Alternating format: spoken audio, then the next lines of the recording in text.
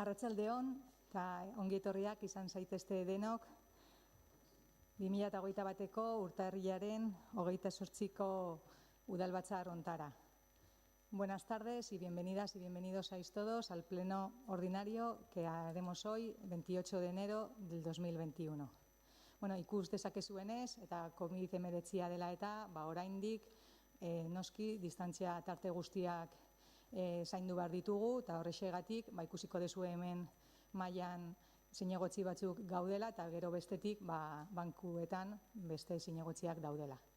Decía que por la situación excepcional del COVID-19, como podrán ver, en lo que es la mesa estamos parte de los concejales y el resto están sentados en los bancos que están en el salón de plenos. Hau esanda, hasiera emango genioke gaurko udalbatzarrari. Lehenengo puntua, 2020ko abenduaren 17an egindako bileraren aktaren zirriborroa irakurri eta onartzea bidezkoa bada. Interbentziorik ez balego, jarriko genuke gaia bozkatzera, aldekoak.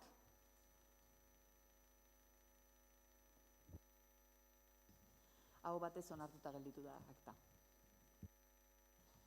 Bigarren puntua, Alexander Huitzi Alfonso jaunak zinegotzi kargua hartzea.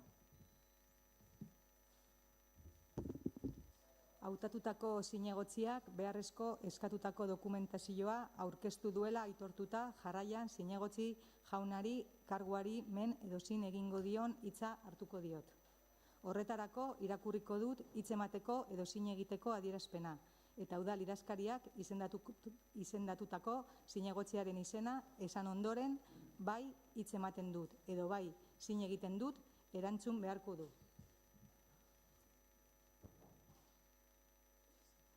Alexander Huitzi Alfonso. Zin egin edo hitz ematen duzu Andoaingo udaleko zinegotzi karguaren egin beharrak leialtasunez beteko dituzula eta konstituzioari estatuko oinarrizko arau izaki men egiten diozula? Zin egiten dut.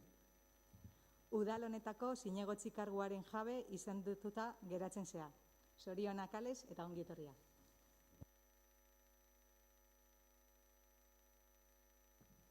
Hirugarren puntua, 2021ko ekitaldiko aurrekontu orokorra onartzea.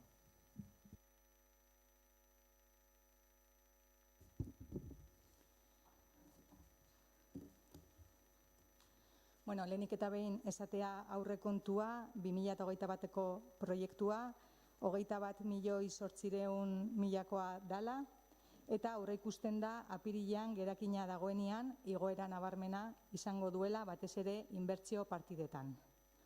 Decíamos que el presupuesto para 2021 asciende a la cantidad de 21.800.000 euros con la previsión de que en abril, una vez que tengamos el remanente, pueda sufrir un incremento sustancial, sobre todo en las partidas inversoras.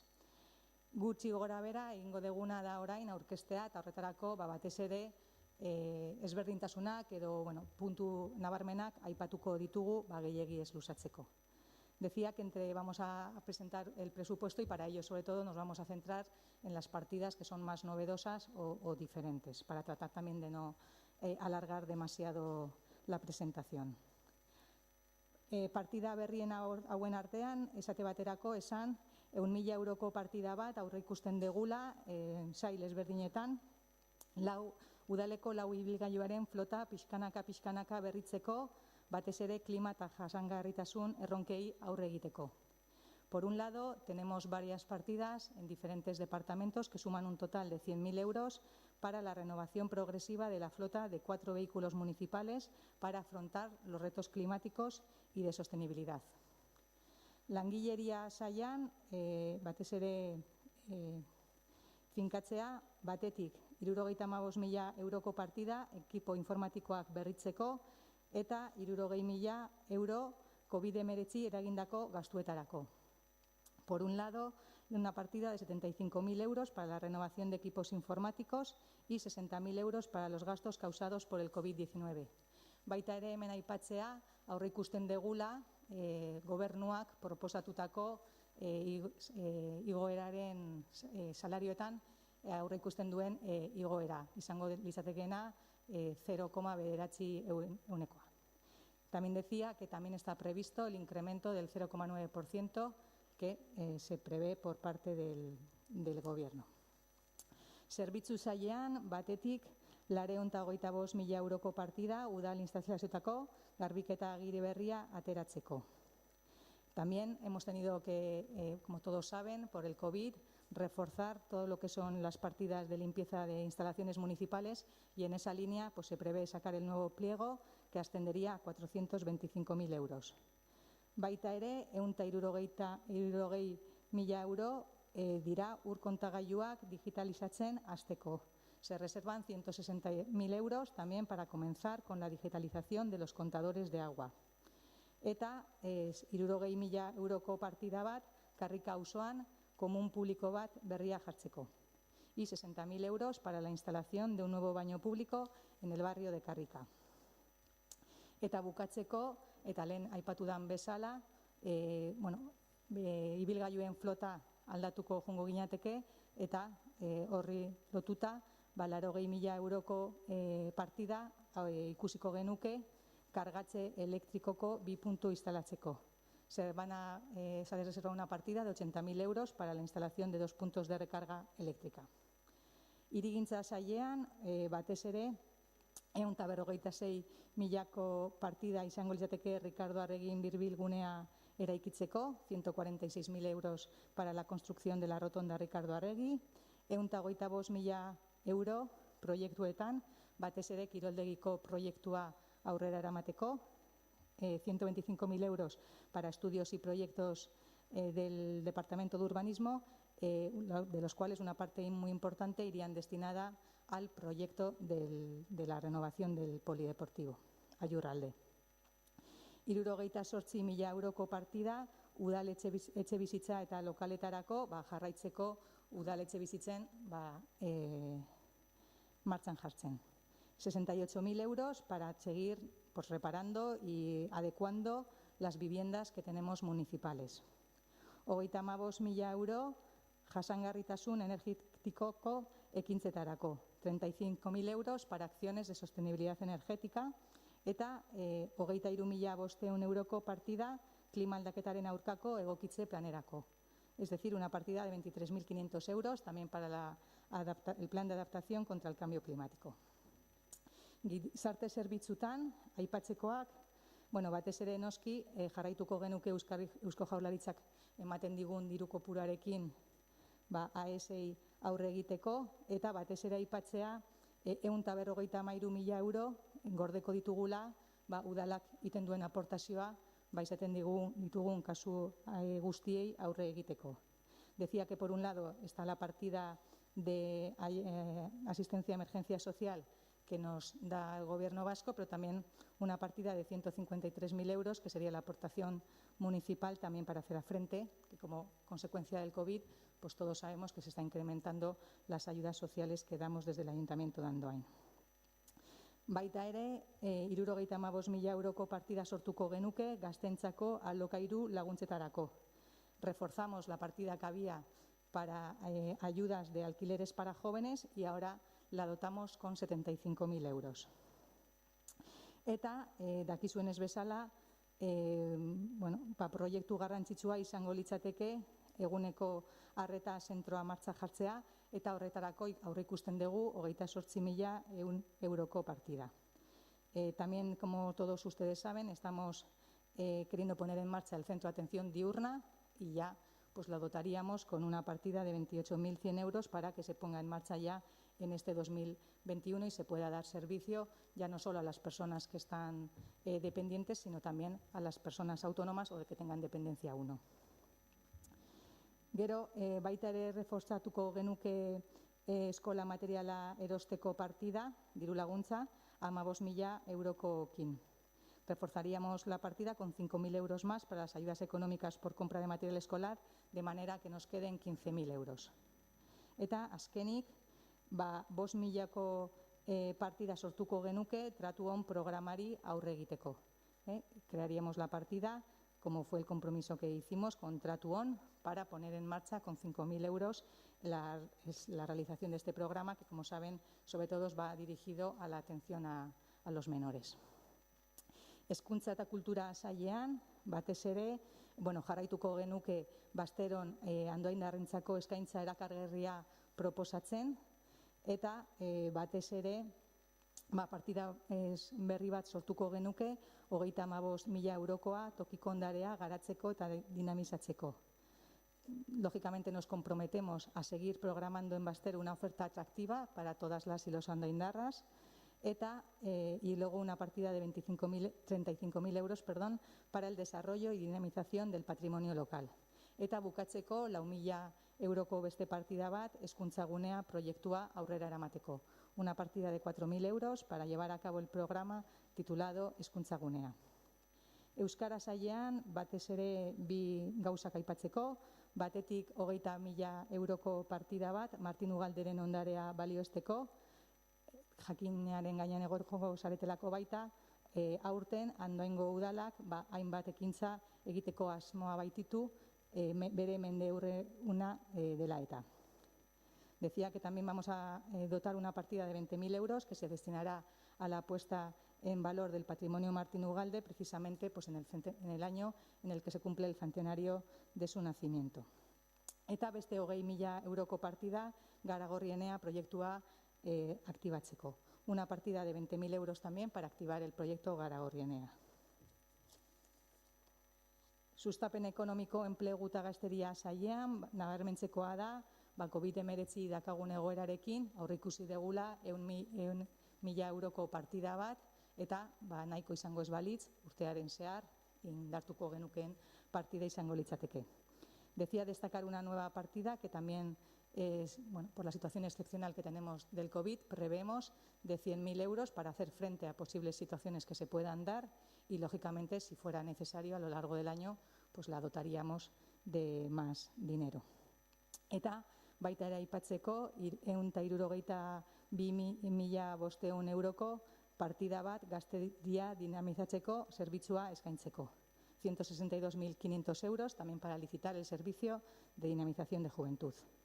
Berdintasun sailean, batetik 14.000 euroko partida bat, zainketak nork egiten dituen diagnostikatzeko, hau baita ere konpromesu bat izan zen denok hartu genuena azaroaren 25. Egun hortan. Una partida de 14.000 euros para realizar un diagnóstico sobre quién realiza los cuidados, que fue uno de los aspectos que todos nos comprometimos en el día del 25 de noviembre. Eta 10.000 euroko partida sexologiari eta bikoteari buruzko aholkularitza zerbitzua abian jartzeko. 10.000 euros para la puesta en marcha de un servicio de asesoramiento sexológico y de pareja. Eta bukatzeko jarduera fisikoaren eta kiroleen saila, 20.000 euroko partida bat kirol instalazio eta inbertsioetarako. Noski gero gerakinarekin indartuko deguna. Una partida de 20.000 euros para inversiones en instalaciones deportivas que, conforme tengamos el remanente, pues también será incrementada. Hauek izan dira gure ildo nagusiak, eta esan gure iritziz, aurrekontu estrategiko eta arduratsua da aurkezten deguna, Andoaingo herritarrak gure politika guztien erdigunean jartzen dituena bi helbururekin. Batetik gizartekoa izatea, udala ondoan senti dezaten eta inor atzean gelditu gabe, eta bestetik Andoainen suspertatzea eta bultzada izatea. Izan ere, COVID-19ak udalerrian duen eraginari aurrez egiteaz gain, suspetze sozioekonomikorako oinarriak ezartzea eta Andoaini bultzada bat ematea ahalbidetuko duena. Decíamos que en nuestra opinión, con este presupuesto, lo consideramos que es un presupuesto estratégico y responsable, que pone a la ciudadanía de Andoain en el centro de todas nuestras políticas con un doble objetivo. Por una parte, ser un presupuesto social, de forma que sientan al ayuntamiento está a su lado y sin que nadie se nos quede atrás, y también ser un presupuesto que conlleve la reactivación, el impulso de Andoain, ya que no solo conseguiremos contrarrestar el efecto socioeconómico que está haciendo el COVID, sino también sentar las bases para la reactivación y el impulso del municipio. Zalantzarek gabe, 2020an kudeatzea egokitu zaigun egoera apartak, aurrekaririk gabeko pandemia batek, lehentasunak berregokitzera eta erabakiak etengabe hartzera behartu gaitu. Zorionez, gobernu talde hori 2019an sartu zenian, udalaren finantzia egoera honetik abiatu ginen, eta hori esana beharra dago baita, eta 2020an egindako kudeaketa zuhur eta arduratsuari esker, diru bilketaren jaitsiera garrantzitsuari aurre egin izan diogu, eta ondorioz diru sarrerak murriztu egin dira. Sin duda, todos sabemos que el COVID-19 que nos ha llegado la pandemia en este 2020, pues es una situación nueva a la que nunca nos habíamos enfrentado y pues nos ha obligado, lógicamente, a tener que readaptar nuestras prioridades y a tener que tomar decisiones continuas para ir cambiando de escenario. Afortunadamente, cuando este equipo de gobierno entró en 2019, partíamos de una situación financiera del Ayuntamiento buena y también, lógicamente, los queremos reconocer, y la gestión prudente y responsable a lo largo del 2020 pues nos ha permitido hacer frente a la importante bajada recaudatoria que hemos tenido y, por consiguiente, a la disminución de ingresos. Zailtasunak zailtasun, gobernu talde hau gai izan da kalitatezko zerbitzu publikoei eusteko, behar handiena duenaren ondoan egon gea, eta sail guztietako ekintza guztiak aktiboa mantentzea lortu dugu. Aurrekontuak izateak aukera emango digu, noski 2020an honetan gauzatu nahi ditugun proiektuen eta jardueren zerrenda luzea martxan jartzeko. Pandemian atzean utzi ahal izateko proiektuak bizitatzen, esleitzen eta gauzatzen hasteko gaitasun ekonomikoa izango dugu. Andoainek behar dituen aurrekontuak direla uste dugu, gure herriaren aurrerabidea bultzatu, suspertu eta egonkortasuna ekartzea erronka duten aurrekontu sozialak. Pese a las dificultades, este equipo de gobierno ha sido capaz de mantener unos servicios públicos de calidad. Hemos estado al lado de quien más lo necesita y hemos conseguido mantener activa la totalidad de acción de todos los departamentos. Tener presupuestos, lógicamente, nos va a permitir poner en marcha la extensa lista de proyectos y actuaciones que queremos llevar a cabo a lo largo del 2021. Nos permitirá tener capacidad económica para poder comenzar a licitar, adjudicar y ejecutar proyectos que nos permitan dejar atrás esta pandemia. Consideramos que son los presupuestos que necesita Andoain, unos presupuestos sociales cuyo reto es aportar estabilidad, reactivar e impulsar el progreso de nuestro pueblo.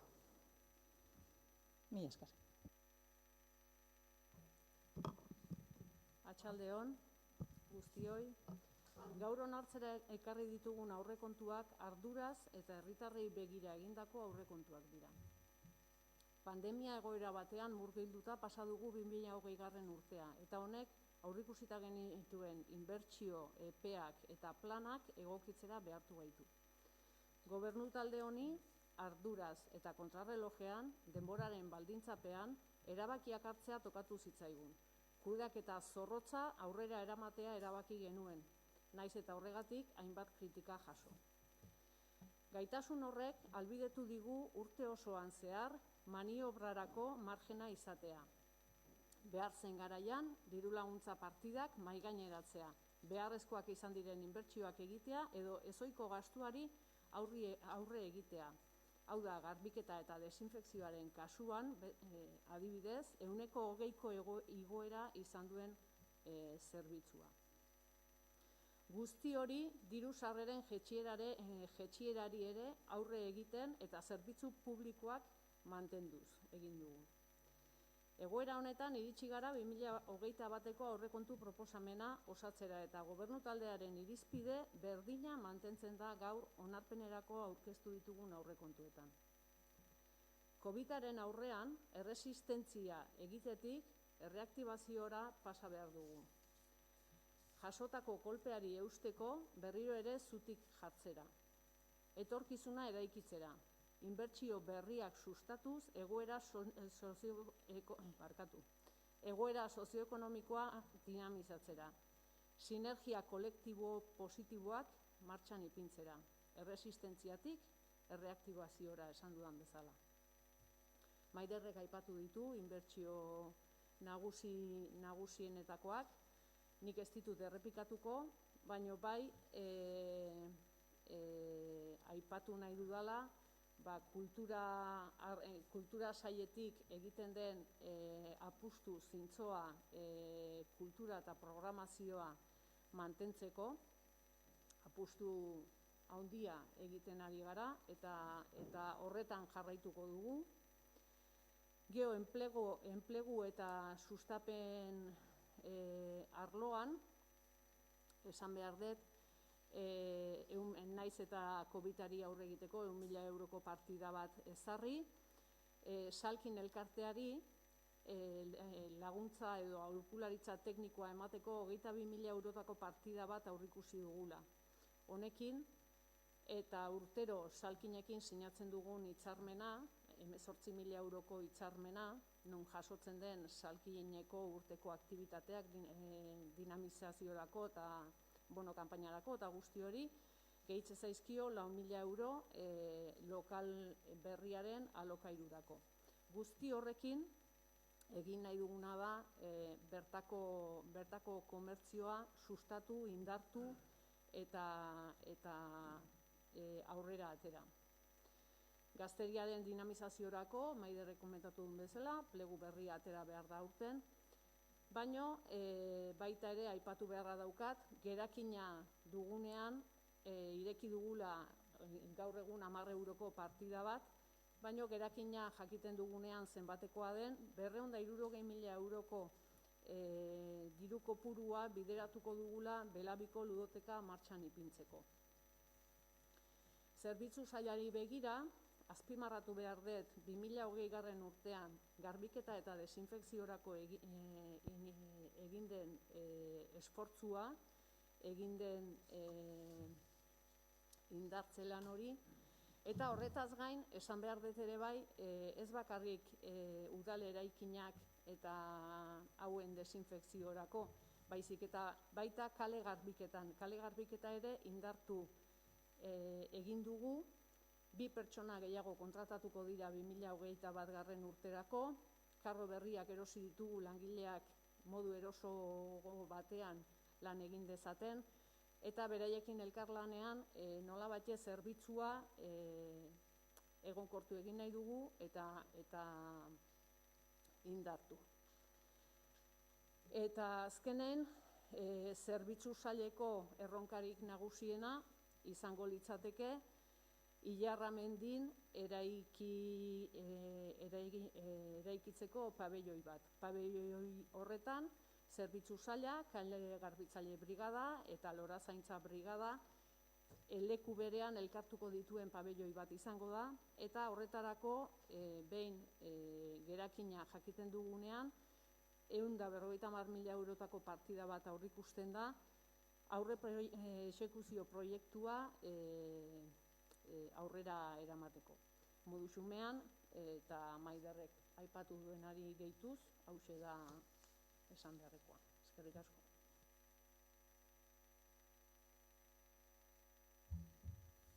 Txalde hon denoi, eta ongi etorri aldez, eta zorte honena, opa dizugu, zure ibilbide berri hontan. Gaur aurkezten diren aurrekontu hauek, 2020 urtean aurkeztu ziren aurrekontu berberak direla esan genezake. Aurrekontu hauek, partiden batuketa bat eginda daude osatuak, baina ez dute norabide bat markatzen. Iazko aurrekontu berdinak dira izan ere, iazko aurrekontuak ez ziren exekutatu. Egia da, pandemia bat gertatu zela, dela. Inoiz bizi izan dugun pandemia handiena, eta Euskal Herriko naiz munduko erakunde publiko guztiak hankaz gora jarri dituena.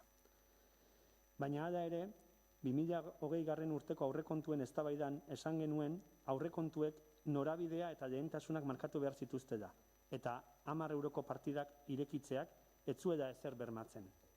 Intenzionalitatea bai, baina bermerik ez. Eta horrela izan da. 2020ko urtarrilean 10 euroko partidak zirenak, 2021 urteko aurrekontuan ere 10 eurorekin ageri zaizkigu. COVID-19 ez da joan, urte gogorra izatea aurreikusten da gainera. Beraz, zein berme dago aurten garatuko direla jakiteko?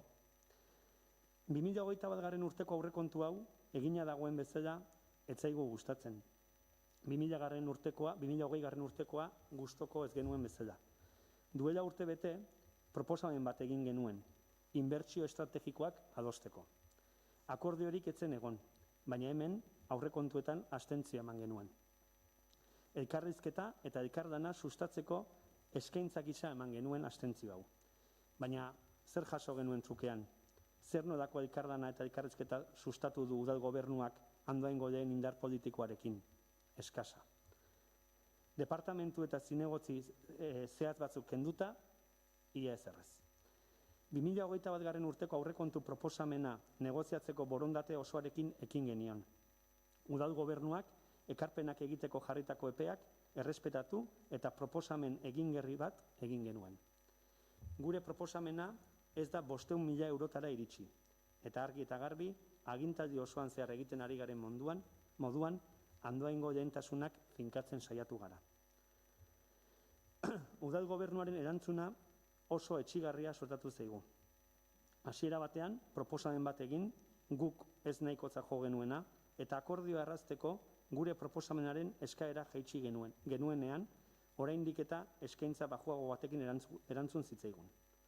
Erreztasun guztiak eman ditugu. Ez dugu eztabaidarik planteatu nondik kendu edo nondik ez. Ez gara horretan tematu. Eta hala ere, udal gobernuari bertigo eman dio EH Bildurekin akordioa egiteak. Udal gobernu honek legalki eta politikoki guztiz legitimoak diren gehiengoak ditu. Eta egia bada ere ez duela EH Bilduren beharrik, sozialki EH Bilduren duen indarrari bizkar ematea ez dugu uste erabaki onena denik. Hori dela eta gure proposamenak zuzenketa partzial moduan aurkezten ditugu. Orain arte esan bezala, 3 ardatz markatu ditugu.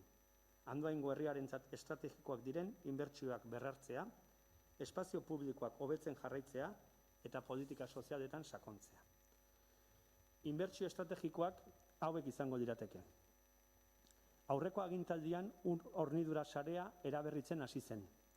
Proiektuak idatzi eta exekutatu batetik, eta brigadaren bidez beste tramo batzuk eraberritu. Agintaldi honetan, oraindik ez da proiektu berririk enkargatu, eta egin den apurra brigadaren bidez eginda. Horregatik, 2 tramo berriren proiektuak idaztea proposatzen dugu. Etxeberrieta, Karrika eta Sorabileari dagokiona, eta Goiko plaza eta Lasalle etorbideari dagokiona. Juanita Alkaineko saneamendua. Aurreko agintaldian eginiko kudeaketa instituzionalari esker, Sorabilakoa martxan jarri zuen Gipuzkoako Foru Aldundiak, eta 2 urtez egon zen Odagaingoa idazten. Horrekin batera, espazio publikoak hobetzeko egin zen proiektuari esker, Ibai Ertzeko paseo batera egitea erabaki zen. Proiektu hau 2019ko uztailean onartu zen, eta irailean bertan proposatu genuen kreditu aldaketa egitea eta esleipena martxan jartzea. Inork ulertzen ez dituen arrazoiengatik, ez da teknikariek ere, urte eta erdi luzatu da lan hau. Martxan dago eta hori da importanteena, baina Juanita Alkaingoa ere egiten hasi behar da. Zaila da, kudeaketa ezberdinak beharko ditu, baina edozein erakundetara jotzeko azterketa bat eskatuko digute, eta guk azterketa hori aurten egitea eskatzen dugu.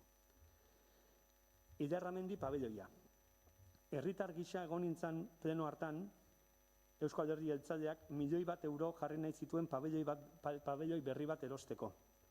Orduan, hemen ondoan daukaden Jon Zulbetak esan zuen ezetz, saiakera egin zela eta ez zela lortu.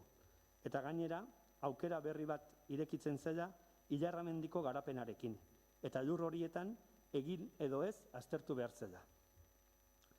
Orduan, EAJak ezetz eta bere proposamenari eutsi zion.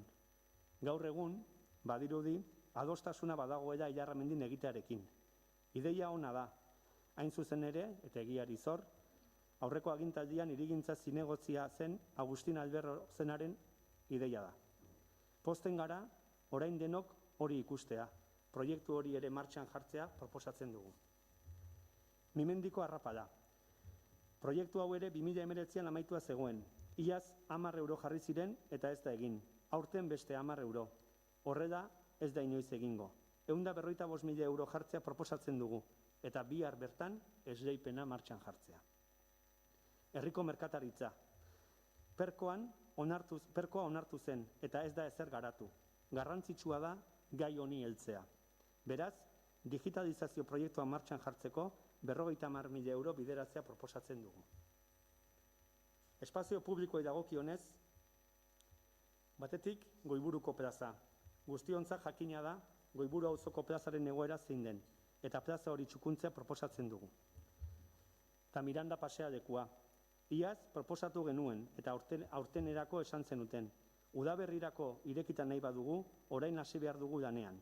Horretarako, 30.000 euro jartzea proposatzen dugu. Guk jadanik baditugu ideia zehatz batzuk, eta martxan jartzen hasten zaretenean, nahi badezue, helaraziko dizkizuegu. Politika sozialei dagokionez, arrakala digitala gero eta handiagoa da, eta horren azterketa bat egitea proposatzen dugu, digitalizazioan andoaindarren egoera zein den jakiteko. Aro digitalean gaude, eta lehenago edo beranduago heldu beharreko gai bat da, eta horregatik, egoeraren argazki zehatza zein den jakiteko, azterketa bat egitea proposatzen dugu. Biolentzia matxistaren biktimentzat aholkularitza juridikoa. Horrez dugu gehiegi zehaztu nahi. Badakigu, biolentzia matxista pairatzen duten emakumeak askotan aholkularitza eta babesa behar dutela. Eta laguntza hori jasotzeko eta aholkularitza juridikoa bermatzeko partida hau txertatzea proposatzen dugu. Proposamen hauek denak 500.000 eurora iristen ez diren proposamenak dira. Udalak 21 milioiko aurrekontu bat onartzera doa. Eta kutxan, gerakinean, milioi batzuk egotea aurre ikusten dugu. Eta gure ustez, hauek adostea gutxienekoa izan beharko duke. Eta negoziaketetan ez esan zaigunez, zuzenketa moduan jarri ditugu. Badakigu, esango diguzuela, ezin direla ikutu guk esandako partidak, baina ez gara mareatzeko soili balio duten eztabaidetan sartuko. Gure ustez, diru sarrera batzuk igo daitezke. Diru sarrerak estimazioak dira, eta aurrekariak ikusita eta teknikariekin egonda, guk proposatzen dugun 120.000 euroko igoera ere erreala izan daiteke. Hala ere, kontuan izan behar dugu, aurrekontuaren exekuzioa ez dela inoiz ehunekoa izaten, eta ondorioz gure iritzian behintzat ez da ezer arriskuan jartzen. Eta gero badaude beste partida batzuk orain murriztu eta urtean zehar ikusi daitekena osatu edo ez. Uraren kontadoren adibidez. Iaz ere 160.000 euro jarri ziren eta ez ziren erabili. Orain berriro jartzen dira. Gaur egun oraindik iturgina ez dago kontratatua eta lehen azterketa oraindik ez dago eginda eta ez dago datarik ere. Gure ustez, bere etorri arte eta martxan jarri arte, nahikoa izango ditzake 50.000 euroko partida batekin. Hala ere, ondoren beharrezkoa dela ikusiko balitz, gerakinetik hartuko genuke. Espadoien konponketa eta errepiden asfaltadari dagokionez ere, gu dakigula ez dago plan zehatzik. Eta plana zehaztu bitartean, guk proposatutako partidarekin has gaitezke. Eta gero, gehiago beharko balitz, gerakinetik hartuko genuke. Eta badaude beste batzuk gure ustez ez direnak beharrezkoak. Xakobeo murala adibidez. 20.000 euroko partida du, eta gure ustez ez da lehentasuna. Gure ustez zaila da herritar bati esatea Miranda pasealekuan aisialdirako gune bat sortzea baina importanteagoa dela mural bat egitea. Gu behintzat ez diogo zentzurik ikusten. Zer esanik ez, gabonetako argiekin murriztea proposatzen dugu. Edo Basteloko programazioaren komunikazioa sare sozialetan. Ez da posible pandemia erdian udal gobernua komunikazioan erakutsi dituen gabeziekin, bai Mamian eta bai Euskarrietan, hori izatea lehentasuna. Gure ustez, hori ez da kultura sustatzea, hori beste gauza bada. Guzti horregatik, gure zuzenketak onartzea eskatzen dizuegu. Andoainentzat aurrekontuak hobeak izango direlako, horrela eta udal gobernuaren jarduna bera ere hobeto egingo duelako gure ustez.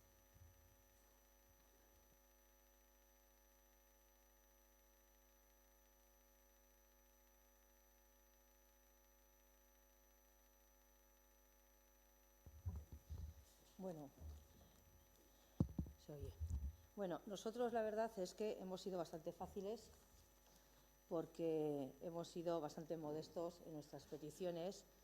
Un poco, la verdad, pues por el año difícil que llevamos y por la situación que hay, que tampoco hemos querido ser una piedra en la rueda, ¿no? O sea, un poco es eso. Bueno, el año pasado votamos en contra, este año la verdad que son muy parecidos, pero bueno, nosotros queríamos un poco dejar hacer debido a la situación pero bueno, un poco también que se tengan en cuenta las peticiones que tenemos.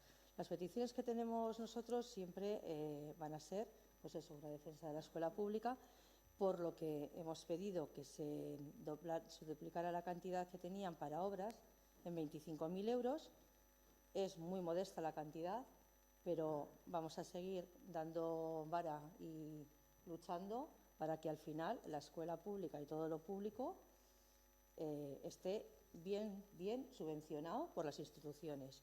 Entonces, bueno, más que nada vamos a votar a favor porque pensamos que, bueno, que vamos en el camino, que poco a poco, que de golpe no vamos a conseguir todo, pero que poco a poco iremos viendo.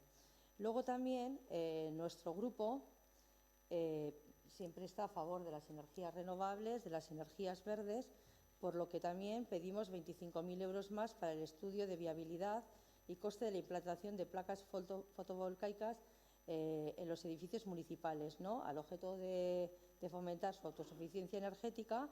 Y bueno, nosotros lo que venimos pidiendo es que hay un gasto ingente en energía, ¿no?, municipal.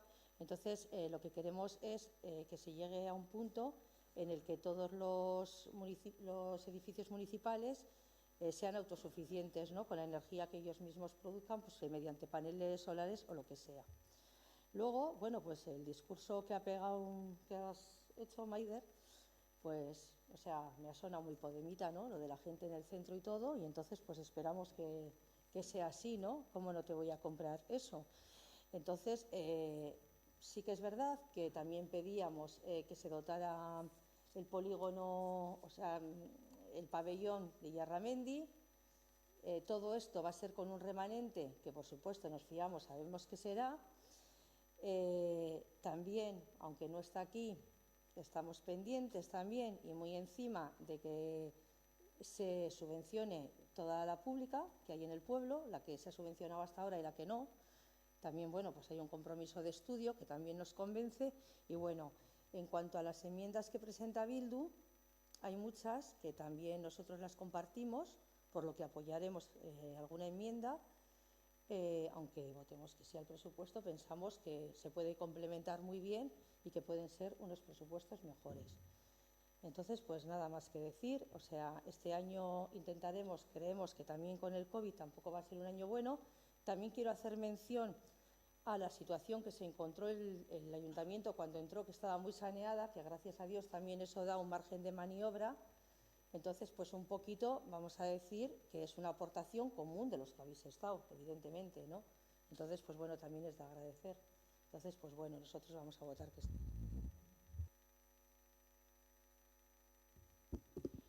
Bueno, pues por ir contestando voy a hacerlo en nombre del Partido Socialista, algunas de las cosas que se han ido comentando aquí. En primer lugar, voy a dirigirme al representante de H. Bildu, que hablaba, pues bueno, de que no se han ejecutado muchos de los compromisos que se hicieron en el 2020 y que qué garantías había este año de que se fueran a ejecutar. Y bueno, creo que, como hemos dicho en la primera intervención, sin duda, desde luego, se pusieron esas partidas con toda la intención por parte del equipo de gobierno de desarrollarlas a lo largo del 2020. El presupuesto, como todos ustedes saben, se aprobó también en enero del 2020, cuando todavía pues nada hacía prever la que se nos venía encima. Y bueno, pues el 14 de marzo toda la situación cambió cuando pues bueno, se empiezan a tomar ya las medidas importantes en torno al COVID. Aún así, y por no entrar en mucho detalle, tampoco es cierto y se aleja bastante de la realidad el decir que no se han hecho ninguna de esas partidas de 10 euros, porque muchas de ellas sí que se han llevado a cabo, como pueden ser las viviendas y locales municipales que se han renovado a lo largo del año, como pueden ser un montón de obras que se han hecho en diferentes edificios municipales que hacían falta, como el de limpieza de canalones, de tejados, pintura, bueno, filtraciones que había, por también bueno, la caseta de acceso al polideportivo que era necesaria. Bueno, es decir, que en la medida que se ha podido sí se han hecho frente a algunas de estas inversiones, pero lógicamente tenemos que reconocer que ha sido un año pues muy complicado y que en ese sentido hemos hecho un ejercicio de responsabilidad y bueno, tampoco desde el primer momento se nos comunicó que Diputación también el dinero que daba trimestralmente a los ayuntamientos iba a bajar considerablemente, que iban a ser 2.115.000 euros menos, que para un ayuntamiento como puede ser el de Andoain, pues implica pues una bajada muy importante de recursos. Por no hablar de que, lógicamente, en cuanto a tasas e impuestos, también ha habido exenciones para bajarlos y la ayuda de 600.000 euros que también desde el primer momento se quiso poner en marcha para tratar de ayudar a paliar algunas de las situaciones que se estaban viviendo. Lo mismo que desde Servicios Sociales, como se ha dicho, pues han incrementado las partidas para tratar de que, bueno, pues ayudar a toda la ciudadanía, porque todos somos conscientes de que bueno, pues en esta situación y en estos últimos meses la situación de muchas familias se ha ido complicando, incluso en algunos casos de familias que hasta pues hace 3 o 4 meses no tenían ningún problema, pero que ahora mismo pues se pueden encontrar con que sus 2 miembros principales pues no tienen ningún ingreso y como consecuencia pues lógicamente las situaciones se han ido complicando muchísimo. ¿Garantías para que se cumplan a lo largo del 2021? Pues desde luego desde este equipo de gobierno se han intentado dárselas y desde luego les propusimos hacer un documento y coger un compromiso, que lo mismo que se ha hecho con el Elkarrekin Podemos, del que luego me centraré, pues con EH Bildu se les propuso ir un poco en esa misma línea y partiendo de la solicitud que habían hecho ustedes, que efectivamente se centraba en 413.000 euros, pues desde este equipo de gobierno se vieron un poco los puntos en comunes o aquellos proyectos que considerábamos más importantes y nosotros, que también, bueno, pues en esa línea fuimos y consideramos que se podía llegar a un acuerdo. Entre ellos quiero destacar, por un lado, la red de aguas de Carrica, Soravilla y Leixots, también el pabellón de servicios en el polígono de Yarramendi que se ha citado, la rampa Mimendi, también la ayuda jurídica para violencia machista y también el proyecto de digitalización de cara a comercio. Con todo esto, bueno, nosotros les trasladamos que estábamos dispuestos a aceptar un compromiso de 278.000 euros, que frente a sus 413.000 pues llegaban a implicar un 67% de su petición. Y con ese sentido, bueno, estábamos dispuestos a firmar un documento de manera que conforme conociéramos el remanente de abril, pues lógicamente en el primer momento ya se incluyera en el modificativo de crédito para que se pudieran incluir en los presupuestos, porque como se ha dicho aquí, pues es verdad que estos presupuestos están ajustados a la realidad económica que vive el ayuntamiento y en estos momentos, pues algunas de las partidas que ustedes citan ahora para poder reducir el importe, pues hay en algunos casos que es verdad que prácticamente estamos empezando, pero que bueno, ya tienen asignadas un destino y que se sabe que no se pueden reducir. Lo mismo que ustedes proponen algunos aumentos en algunas de las partidas de ingresos que efectivamente son estimaciones, pero tienen que ser estimaciones lo más reales y cautas posibles. Entonces, pues bueno, también en ese sentido tenemos que ser correctos y tenemos que intentar que la estimación sea lo más ajustada y lo más real posible a la realidad que vamos a saber que vamos a tener, porque podemos asumir que vamos a aumentar todo lo que queramos en el impuesto de actividades económicas, pero tenemos que ser conscientes de que la situación socioeconómica pues va a ser complicada en este 2021, con lo cual no se prevé que se vayan a poder abrir muchísimos negocios o muchísimas empresas, con lo cual pues bueno, se pueden subir hasta cierto punto, pero tenemos que ser pues realistas y ajustados en ese sentido. Por otro lado, y en ese sentido, efectivamente les trasladamos la primera propuesta que ustedes nos hicieron y cuando dice que la segunda vez bajamos el importe, no es que lo bajáramos, es que hubo una de las partidas que ustedes mismos reconocieron que una vez explicada, pues a lo mejor no tenía un poco el fin que ustedes planteaban. Y no solo no lo bajamos, sino que en la propuesta nuestra subimos 5.000 euros más, porque quitando esa partida, eso suponía. Con lo cual, la propuesta que este equipo de gobierno les trasladó era de 268.000 euros a los 413.000 que pedían ustedes, con lo cual estábamos dispuestos a firmar un 65% de su demanda. Con lo cual, bueno, creo que intención por parte nuestra a la hora de negociar y efectivamente de compartir algunos de los proyectos que aquí se hablaban, pues en ese sentido hemos tenido. Y bueno, no quiero entrar en algunas otras de las cuestiones que se han dicho, porque bueno, efectivamente, pues bueno, la comunicación del equipo de gobierno pues puede gustar más o puede gustar menos, pero desde luego lo que no nos parece que es muy injusto es decir que este equipo de gobierno no ha estado comunicando en épocas de COVID, porque creemos que si algo hemos estado haciendo, sobre todo en las fases que ha habido más casos y más medidas, pues prácticamente, sobre todo en marzo, abril, mayo, sacábamos una nota de prensa mínimo, incluso más al día, para comunicar y para hacer. Y a lo largo del resto del año, pues conforme ha sido necesario o ha habido cualquier cuestión, pues de hecho incluso se nos decía por parte de alguna ciudadanía que es verdad que estábamos informando y bueno, pues eso sí, siempre es un poco dependiendo de la prisma con la que se quiera ver el vaso. Se puede ver medio lleno o medio vacío.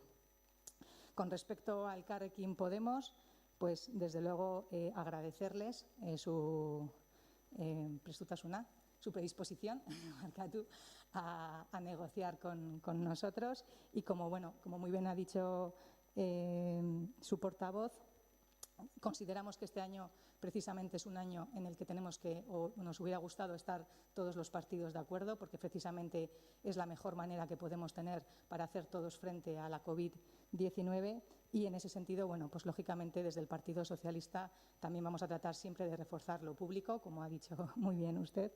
Y lógicamente, bueno, nosotros somos también la izquierda, con lo cual se tiene que notar que tenemos muchos puntos en común y en ese sentido pues es lo normal. Y luego, por descontado, pues los otros 25.000 euros para las energías verdes, estamos también completamente de acuerdo en esa línea. De hecho, hoy mismo se ha presentado en la comisión de urbanismo que hemos tenido esta mañana un poco el plan que tenemos para hacer a lo largo de todo este año, que se quiere revisar precisamente pues, los consumos, las potencias, bueno, muchísimas de las cuestiones que están. Se quieren hacer auditorías energéticas para saber hasta qué punto qué acciones tenemos que llevar a cabo. Lógicamente todo lo vamos a unir pues, a las ODS, al cambio, al plan de acción climática, también al tema del plan para la Agenda 2030. Bueno, pues en esa línea, desde luego que vamos a tener un amplio trabajo para ir realizando y estaremos encantados de contar con ustedes en nuestro camino. Muchas gracias.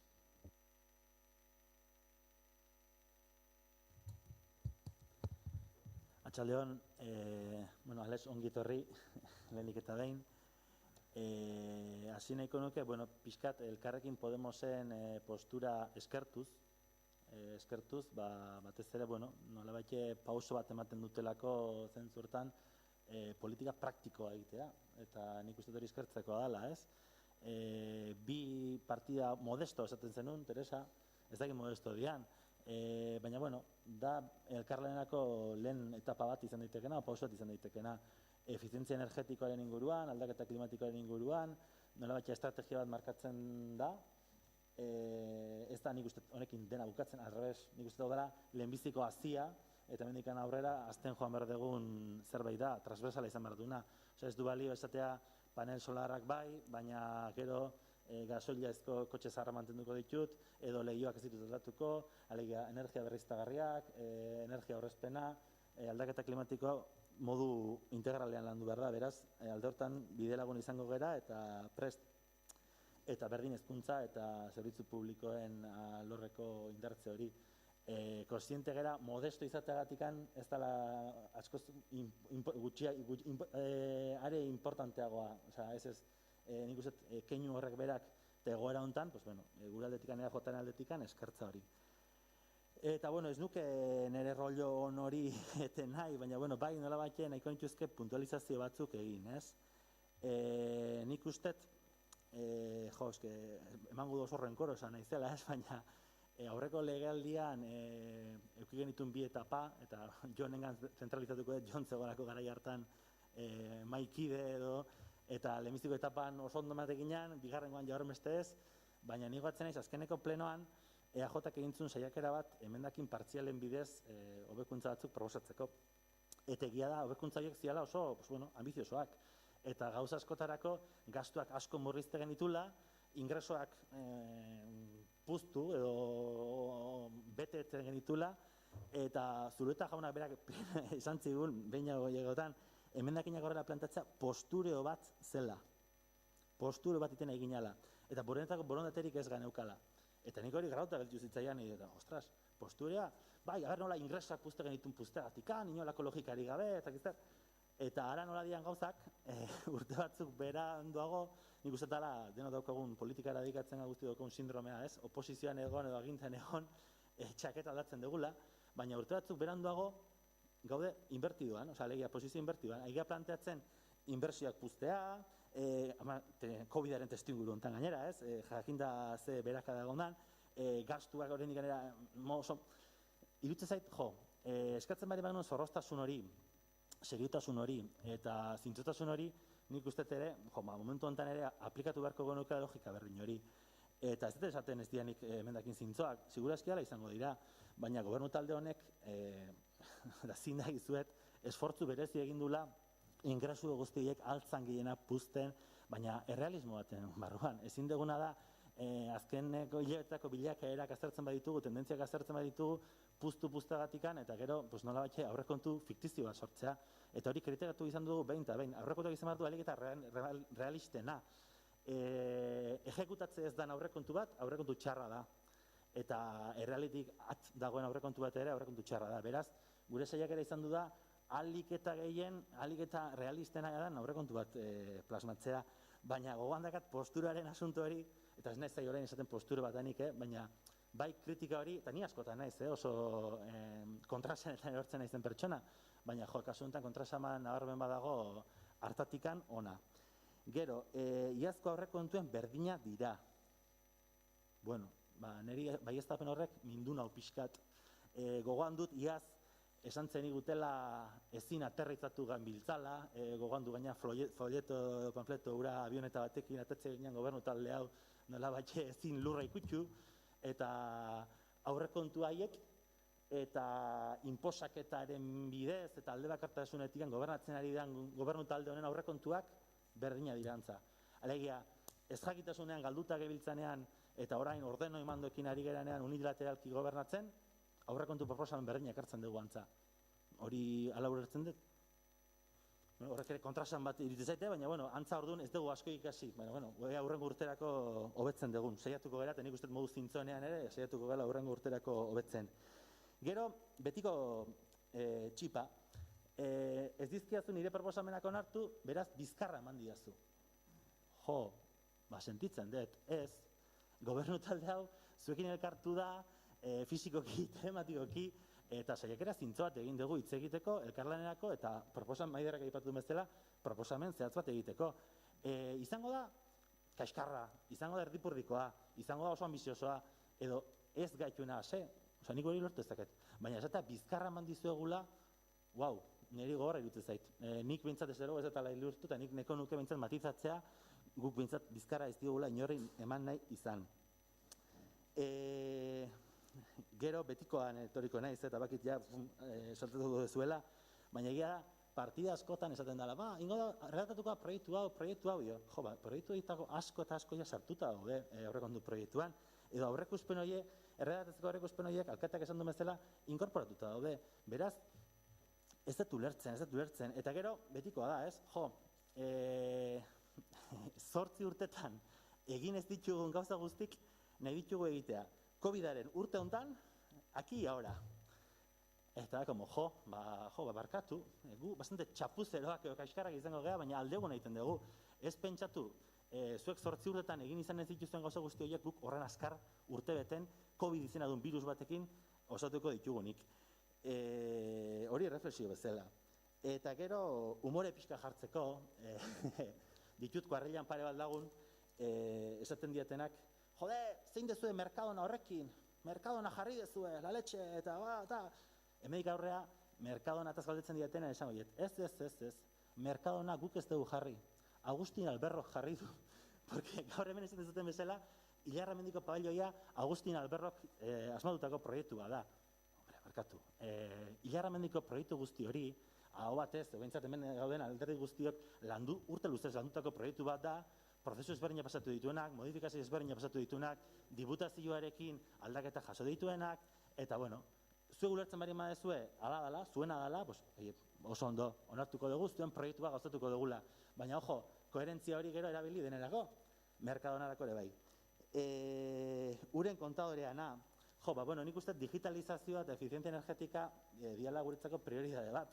Eta kontadoren digitalizazioa hor dago sartuta, oinarri politiko bat bezala, alegia, ez dugu nahi martxoan diru faltan ibili, ez nahi dugu lehenbailien, alik eta lehenbailien hori aktibatu, legoak prestatzen hasi, lan handia dago baita ere hor bideratuta, eta konpromiso politiko bat da, bai, zerretik ez, hori onartzen dugu.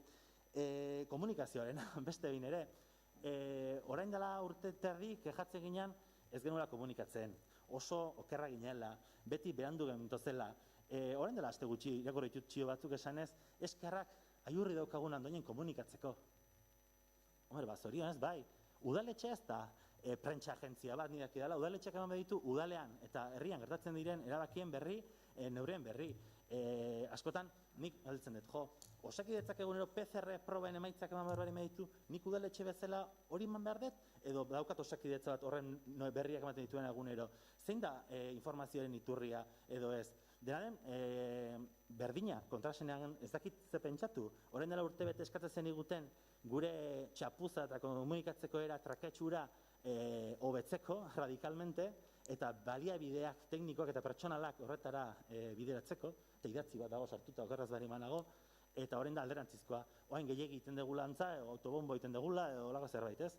Niretzako, zuleta esango dizut, kasu honetan, kultura eta zazizate, eta nik uste, pandemia garai honetan, kulturak eukidula nolabatxeko, eta txitsuren baimenerekin, nolabatxe kultura izan da botika bat, ez duk esatzen bezala, antidoto moduko bat, COVID-aren garai ilun hoetan, herritar asko eta asko, larunbat atxalde bat, ostiral atxalde bat, Basterora joan, eta kontzertu bat ikusi alizatea, edo udaran ondarretako patioan, edo, nik uste izan duela posizionamentu politiko bat, baina sinitxu dugulako sortu behar dinamika kultural bat behar zuetena jendeak. Eta COVID-aren garai honetan behar zutela nolabaiteko antidoto bat. Eta antidoto hori, COVID-aren garai honetan, etxean, enklasta bota dago denean, eta ez daukagunean, kalean lasai eta aske ibiltzeko modu hau, kanal digitaletan indartzea, berdintzait prentxan, Twitterren, edo ez dakin hon, garrantzitsua da. Eta hiritarrengana iritsi behar da. Eta hori autobomba baldin bada, ados, guk ulertzen dugu dela, herritarrengana iristeko beste kanal bat. Saneamenduri buruz, saneamendua, Juanita Alkain, jartzen dugu 50.000 euro. Zertarako da 50.000 euro? Zertarako da? Azterketa abiatzeko. Azterketa zerena. Beraz, EH Bilduk, galdera retorikoa da, 30.000 eurokin ze azterketa egin nahi du EH Bilduk, alegia, alternatiba den azterketak 35.000 euro balio du saneamenduaren kasuan? Guzti hor gaude ez, gehiago dela. Beraz, Ilarra mendiko pabelloia buruz, Mari Josek esan du, Ilarrako pabelloiaren proiektua erredakzioak 150.000 euro balio ditu. Eta hemen gaude xestran 40.000 euro jarri ditugulako edez, zertako balia dinikoaren 40.000 euro jartzea, hemen ikan 3 hilabetera berri modifikazio kreditu eta egin behar bari madet, igotzeko 40.000-etikan 150.000-era. Zertarako balio di, berdina, teknikoki, berdina da orain, 10 parti bat euki, eta gero 150.000ko betetzea, orain 40koa jarri, eta gero osatu behar izatea 110ekin. Osa, berdina da. Beraz, nik uste izan gaitezen zintzak baita ere, kopuruen aldetikan itziten dugunean. Eta bukatu nahi nuke, porque pelma bat izaten ari naiz, nik uste eta esaldi bat, primero es lo urgente, y luego es lo importante. Eta nik uste urgentziak kasu honetan, markatzen du emergentziak. Eta urgentzia hori erantzuten egon geha. Hobeto, okerro egon geha. Eta nik uste betera onja gaera dela, urgentetikan importantera pasatzeko. Eta ja, azteko ja, prioridade horiek gutxinaka garatzen, desarrollatzen. Eta nik uste,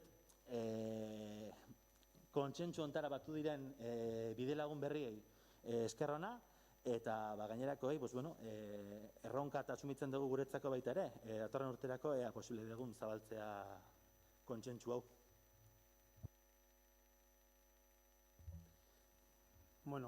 Asko aipatu duzu aurreko legealdia eta Zubiota jaunara, nahi badin badu berak erantzungo dizu gero, baina nik gaurkoan gaurkora bueltatuta edo pixkat aurrekontu hauei eta lege aldio honi buruz hitz egiten. Guk esan deguna da, 10 euroko partida pila bat daude, eta denak ez dira egingo.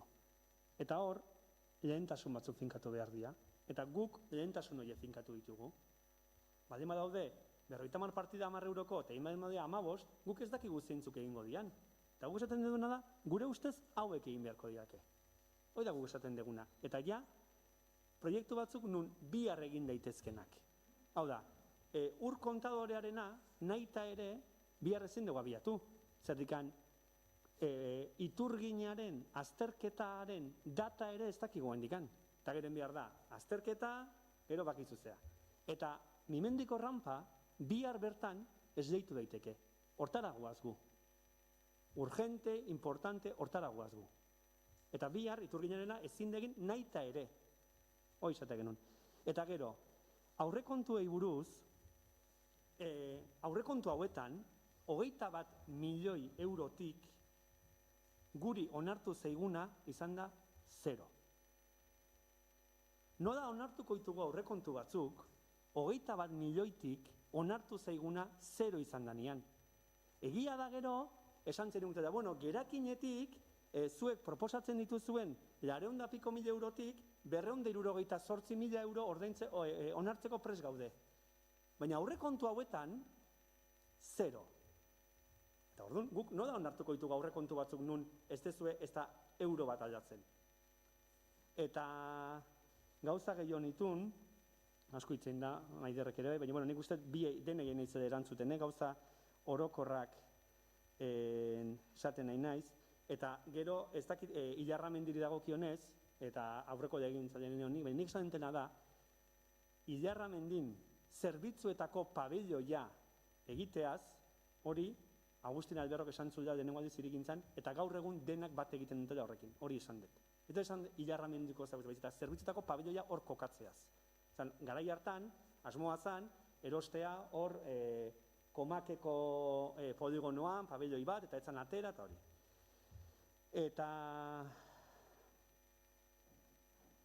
Eta kulturan, guk kultur jarduaren alde gaude, Kultur jarduaren alde gaude, baina guk esaten duguna komunikazioan oreka bat egon behar du da. Etzaigu iruditzen orekatua, asteburu berdinean, egun berdinean, Maiderrek herritarrei mezua WhatsAppeko audio bidez bidaltzea eta kulturako kontzertu baten zea izugarrizko montajekin egitea, bideoekin, zea. Iruditzen zaigu, udal gobernua bere mezua orekatuen behar da. Eta ikusten dugu, sail ezberdinen artean izugarrizko desoreka. Hori.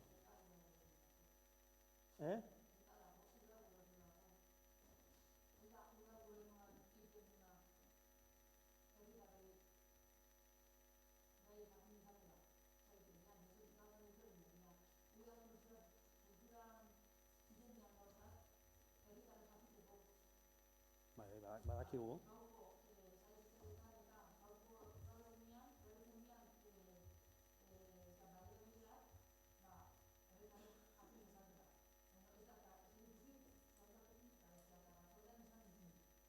A ver, nik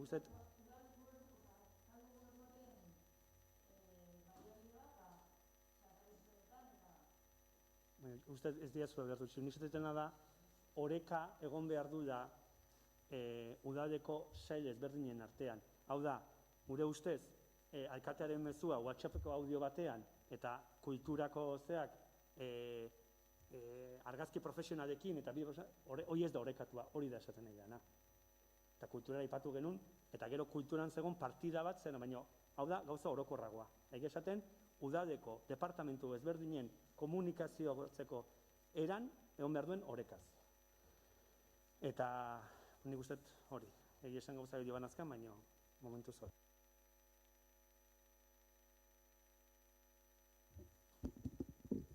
Interbentzioren gehiago ez balego, bozkatzera jarriko genitu... barkatu.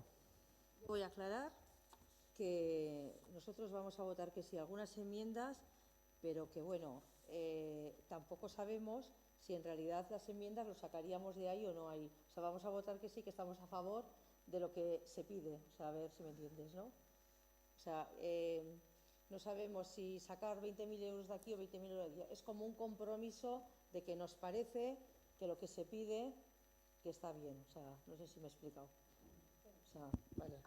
Bueno, lo único por aclarar, hay algunas de las enmiendas que están ya recogidas en los presupuestos, como concepto.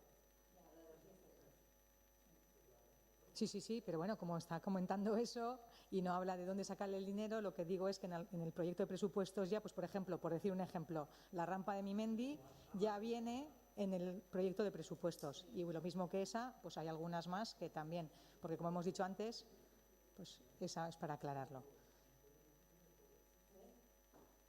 Orduan ingo genuke, hasiko ginateke bozkatzera, bueno, dakizuenez bezala, eta lehen aipatu dugun bezala, ingo deguna da lehenik eta behin EH Bilduk aurkeztutako 9 emendakinei bozkatzea.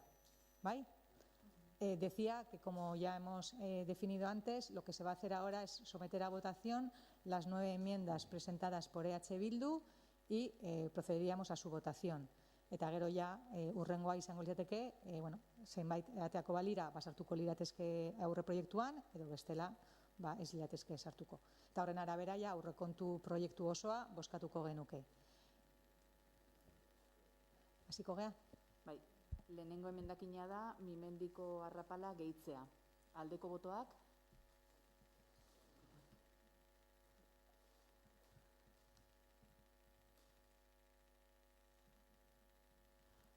Kontrakoak?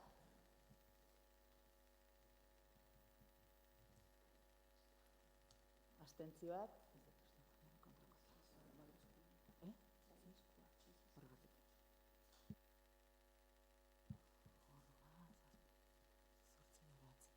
Bai, lehenengo emendakina elitzake onartuko. Vale? Bigarren emendakina da gehitzea zerbitzutako pabelloia Ilarramendin. Aldeko botoak? Kontrakoak? Ba, hori berdin, elitzake aurreateko. Hirugarren emendakina da izena eta kopuru aldatzea Urhornidura sarea Etxeberrieta Karrika Sorabila eta Goiko Plaza Lasai Etorbidea proiektuak. Aldeko botoak? Eta kontrakoak? Emendakin hau ere ez litzateke onartuko. Urrengoa da, partida berria. Barkatu Leire, eske Teresak ez du bozkatu. Abstentzioa. Baina, zehaztu behar da. Zehaztu behar da, bestela gero ez Bai, barkatu, nahasteko, abstentzioa ez dut galdetu gaina. Vale, apuntatuta. Urrengoa da, partida berria, herriko merkataritza digitalizazio proiektuak. Aldeko botoak?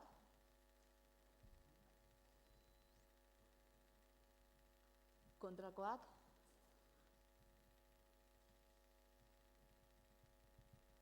Abstentzioik? Urrengo emendakina, partida berria, Miranda Pasalekua aisialdigunea sortzea. Aldeko botoak? Kontrakoak? Eta abstentzioa? Hau ere litzake onartuko. Urrengoa da, partida berria, Juanita Alkain saneamendua bideratzeko aukeren azterketa. Aldeko botoak? Kontrakoak? Eta abstentzioa?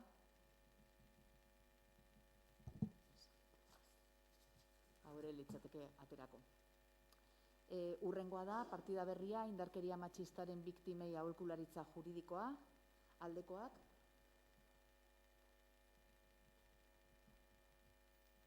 Kontrakoak? Eta hemen abstentziorik litzake egongo. Hau ere litzateke aterako. Urrengoa da, partida berria Goiburuko plaza eraberritzeko. Aldekoak? Kontrakoak? Eta abstentzioa? Eta azkenik partida berria ere Andoaingo arrakala digitalaren azterketarako. Aldeko botoak? Kontrakoak?